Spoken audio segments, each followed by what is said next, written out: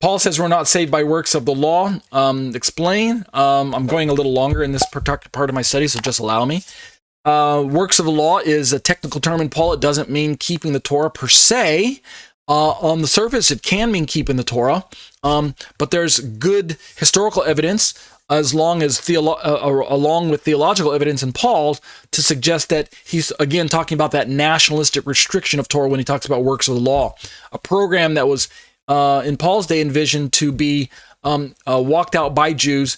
And so as long as you were born with a Jewish identity, then covenant expression and your faithfulness to the Torah was your expression of your covenant membership. It was an expression of something you already were from birth. It wasn't something that you were trying to accomplish by keeping the Torah, i.e., you weren't trying to keep the law to become a covenant member from a Jewish perspective in Paul's day. Rather, since you were already born Jewish and born into the covenant, that was automatic for you. That was kind of a grace aspect. And so all that was left for you to do was to simply do your part as a covenant member and walk out the law as your covenant duty. You're covenantally bound as a born covenant member. Keep Torah. And so works of the law kind of explain this whole program that, hey, I'm already born Jewish, therefore I need to keep Torah because that's my covenant duty. It's my expression of covenant membership. That's part of the works of the law. It hinges on this idea that we're already Jews by birth, and therefore covenant membership is given to us at birth, and therefore the Torah is for us as Jews, obviously because of our being born as covenant members. However, for the Gentiles who aren't born into that, well, then they have to acquire a covenant membership by changing their ethnic status legally from Gentile to Jew. And then once that takes place, then they too can express their Torah obedience and Torah faithfulness, covenant faithfulness in that manner.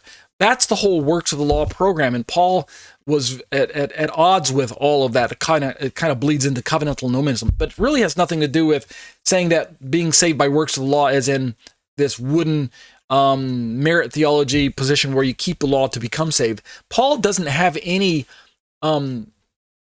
need to explain that you don't need to keep the law in order to be saved, because Paul didn't believe that, and he didn't believe that people were believing that. The first century Judaism didn't have that perspective. It was an unnecessary argument to tell them, hey, you need to stop keeping the law in order to be saved.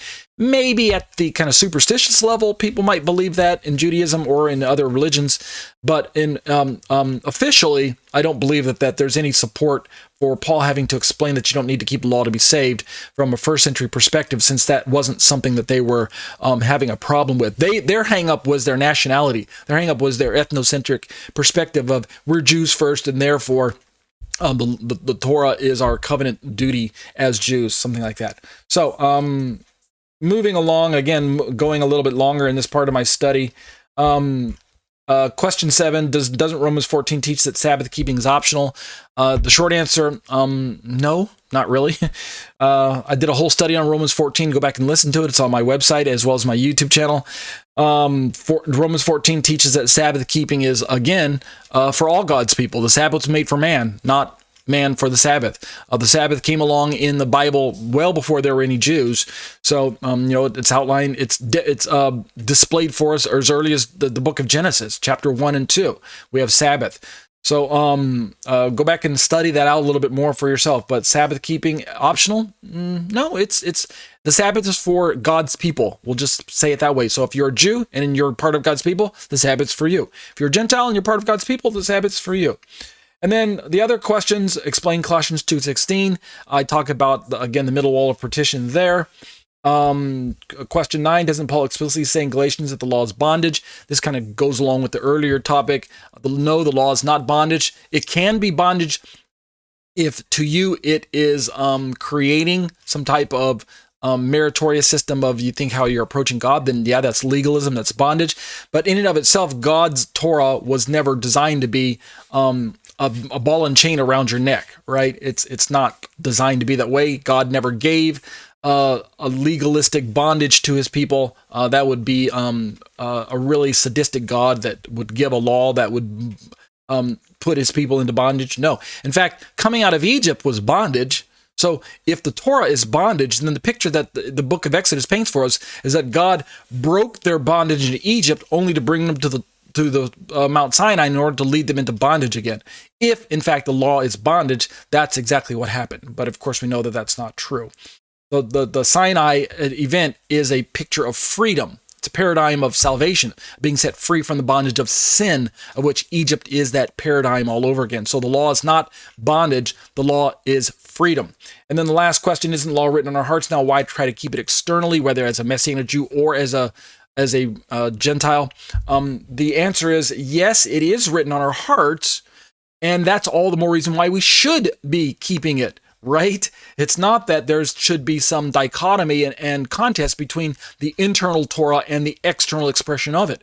Rather, if you go back and read Jeremiah 31, as well as Ezekiel 36, in those parts, God talks about bringing this new covenant into reality with national and corporate Israel, which means on an individual level, it stands to be true as well. So whatever is true of the group is true for the individuals within the group.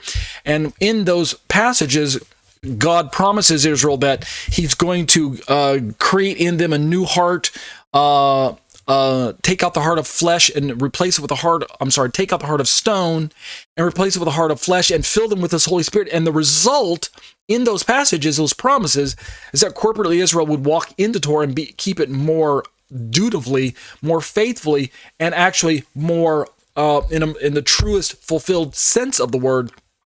And so because it is truly written on our hearts when Jesus moves in, then we have really no excuse for not keeping it and not desiring it to keep it. And so in closing to this study, there were more things I wanted to talk about. For instance, Tim Haig has a resource available at his web store, TorahResource.com, why we keep the Torah, 10 persistent questions, and it's along the lines of the same one that I talked about, general kind of objections and questions that Gentiles bring up as to why we don't keep Torah. You can go take a look at that. I'll put a link in the description on the of the video here.